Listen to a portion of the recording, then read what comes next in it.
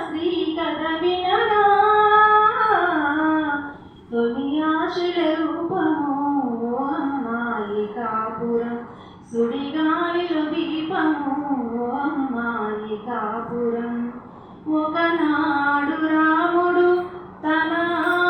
సీతను మంటల్లో దూకగా కొరుట న్యాయమా ఆ హరిశ్చంద్రుడు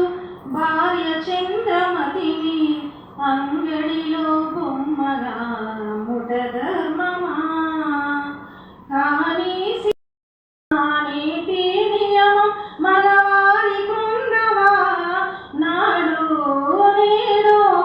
ఇది మారని ఘోరము మగువా నీరే